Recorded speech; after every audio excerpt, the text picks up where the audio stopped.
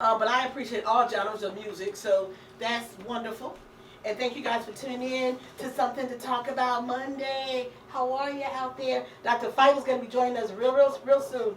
And if you guys joined us before we went on break, we were talking about as your parents get old, as they age, you know, will you bring them into your home? And I said, hey, Nima Boo. Here's what I said. I said I would. There just has to be space. Everybody has to be spaced out. So right, so a wonderful guest house or a home that's large enough where it's a separate wing, or maybe your parents can be downstairs, and then your living quarters are upstairs. Where you have like a split floor plan where you have one room like on this end of the house. Absolutely. And then everybody else is on this side. So they have their own space. And see, that's one of those houses that I'm looking at right now on the West Coast. And I said, since this is still on the market, that might be one that I'm gonna get. I would say I will convert a space for you. You see how she talks to her mother. I love my mom, but I know us under the same roof. Well, that's not really fair because we're under the same roof a lot, and we're pretty good. Well, you're but it's different. It's different when you have your spouse, your mate, and you have your children. So I get that. That's gonna be a little different. Run around with them, and they absolutely. And some you have to parents have to have their own space. And like I said. And then I understand. She's definitely not gonna cook like that. So. Well, here's the thing. So if as I age gracefully, here's the thing. Don't make me put you on blast. Hopefully, I'll be remarried, so I'll still be in my own space. So that's the thing. I pray, cause I'm like. Yeah. So then, but you never know. Even though I will be remarried. It might be the two of us to come live with you. No. Then you. Oh my God! Right then it might be the two of you. But we're talking about this because she and potential stepdad, me and him tend to sometimes gang up on her, so that might work out. No, they gang up on me. She said so. Now they do gang up on me. They side with each other very much so. So that might work out. So that might be cool.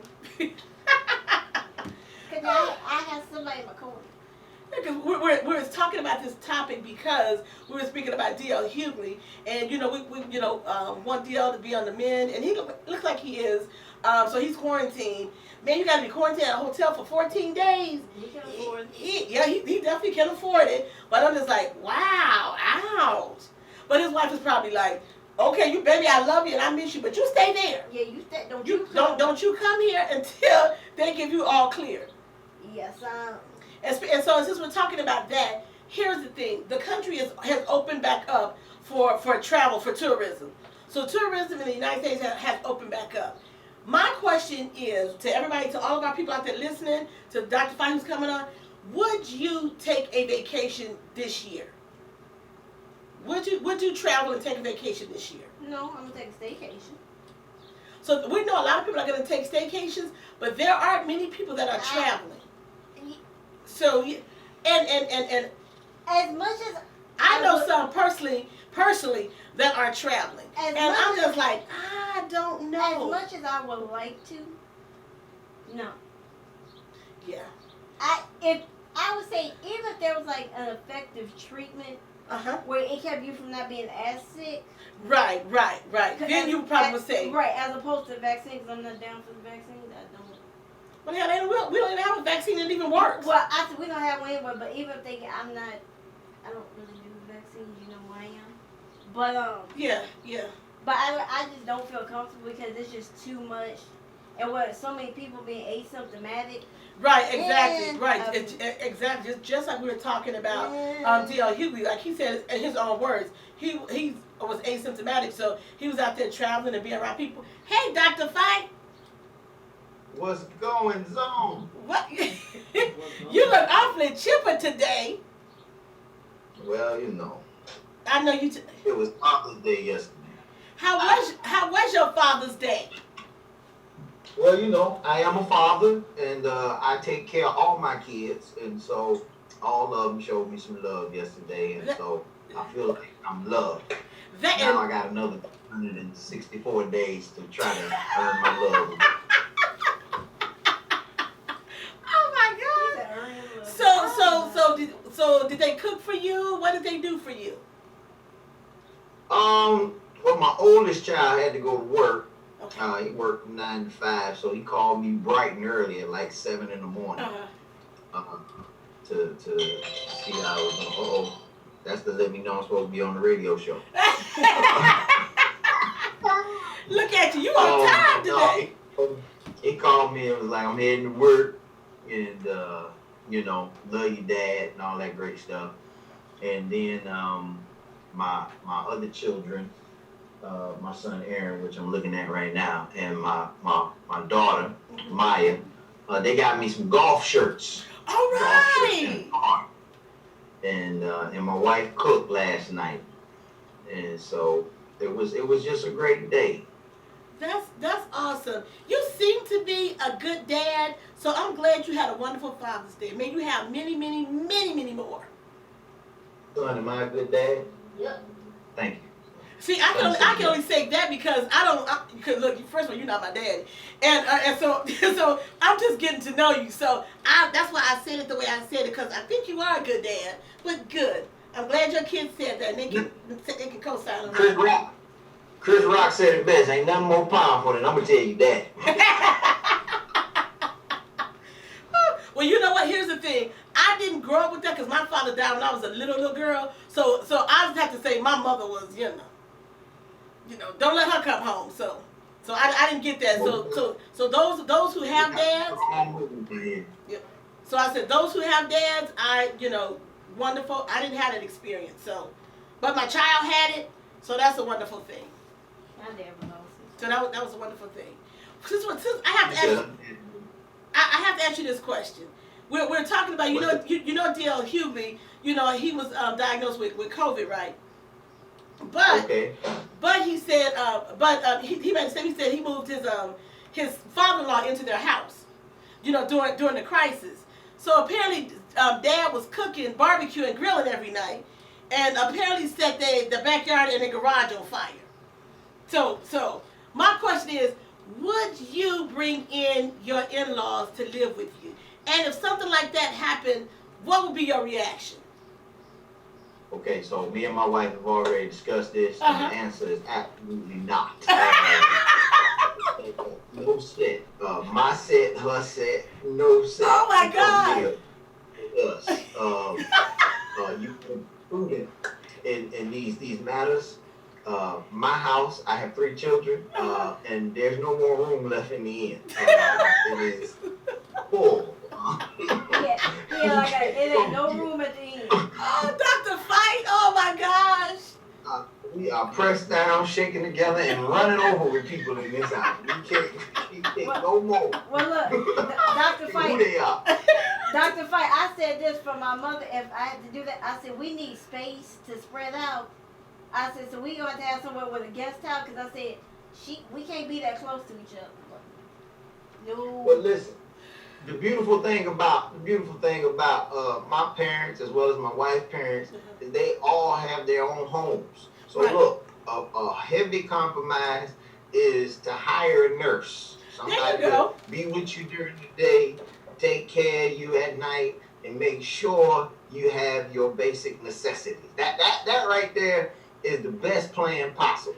See, and I agree with that. That's why I said to her, I said, maybe I don't have to, you could just kind of come and, bring me food or take me to get my hair done, whatever needs to be done, that'll work. That's fine with Danny, because I'm thinking, me and you at that age and me, and I'm the same one.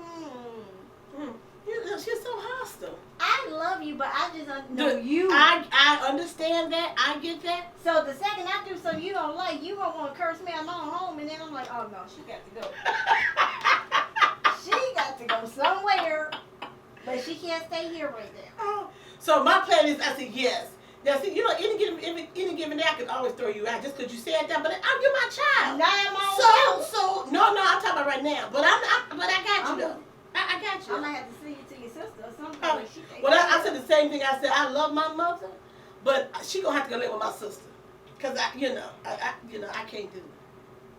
I can't do it. What happened? It did start raining. Oh, okay. So I said, beautiful thing in both of my family as well as my wife's family, we both have siblings as well.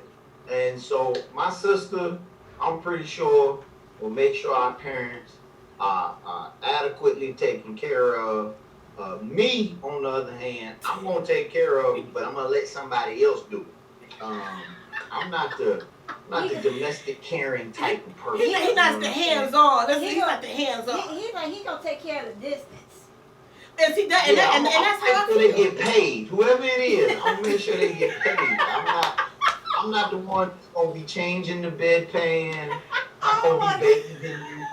No, that's not my ministry. That's not my ministry. I hear Dr. Fight on that one. I'll write the check, but I don't know about that. That's how that's. So my sister called and said, "Can you do so and so?" Yeah, I got it. But the day-to-day deliver, cause no. Look, Mom, I love you. I know you watch it, love you, but you know, me and you understand that. Right, and we love Grandma, but Grandma can be little. My mother is very harsh, very direct, and she's demanding.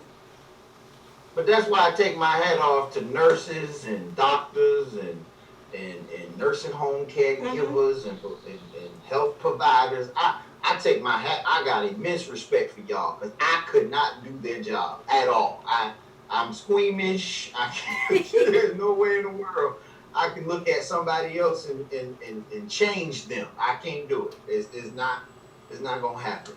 And them my parents, and I'm not gonna do it. So I ain't gonna do a stranger. Well, you know because I was a I nurse. don't think there's enough money in the world to get me to complete that task. So here's the thing. I said I was a nurse for like 13 years, so I get it from the male point of view. Men cannot do it. You all simply cannot do it.